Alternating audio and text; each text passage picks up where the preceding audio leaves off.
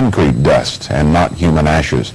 Vince Lennon joins us from Noble now with the story of two other families who want to know what's in the urn. Right, Vince?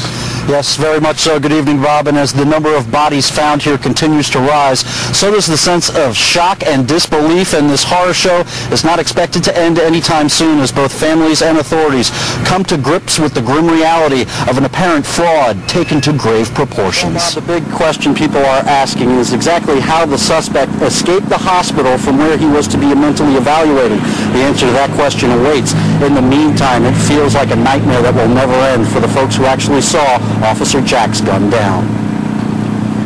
Couldn't even sleep at all last night just hearing those gunshots in my head. Vince Lennon joins us now from the banks of the Tennessee River. And Vince, a lot of people are still cleaning up today. Yeah, Bob, and cleaning up is a full-time job for those people affected. Now, it seems Ray and northern Hamilton counties were the areas hit hardest weather-wise, and we didn't have to tell that to Sale Creek, Tennessee's Lisa and Patrick Gentry, who found themselves smack dab in the middle of a flood. A new day dawns for Patrick Gentry and his Yardbirds, all of which are in a more than the usual foul mood with what Mother Nature brought them this past weekend, floodwaters from a nearby swollen creek. I've lived here all my life, and I've never seen this creek get that high.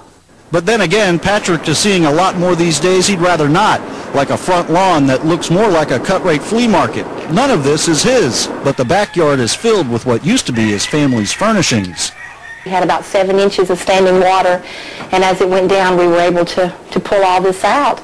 Including the proverbial rug out from under them. We just want to tell everyone to watch their insurance, which Patrick has found won't cover his losses, conservatively estimated at $10,000. Certainly not chicken scratch, which, by the way, was ruined as well.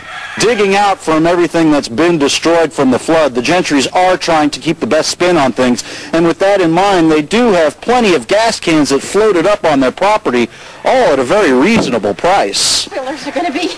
If you miss one, come down here, I've got it. Sometimes you have to laugh instead of cry, and that's what the Gentrys are doing. And another reason that's keep them smiling is their 6-year-old son, Tyler, who took the initiative on his own to call 911 to let authorities know that they had safely evacuated out of their house. An A+ for both Tyler and his teacher for a lesson well taught and learned.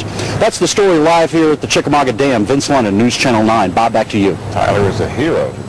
Well, good evening, Bob. Calvin, there's some tense feelings and frustration from lawmakers who are getting negative feedback from their people for their perceived inability to make this budget, and then the ensuing state furlough, which idled roughly half the state workers, most of which stayed home today. All of this going on as lawmakers try to bridge the gulf that divides them.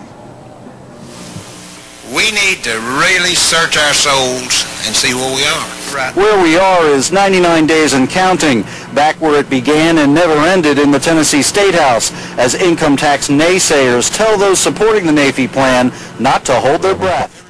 Here is Vince and Don. Les is off today and Vinny is in with us. What was it like when you left up on the mountain this morning? Well, as cold as it is here in the valley? In my garage, it was 12.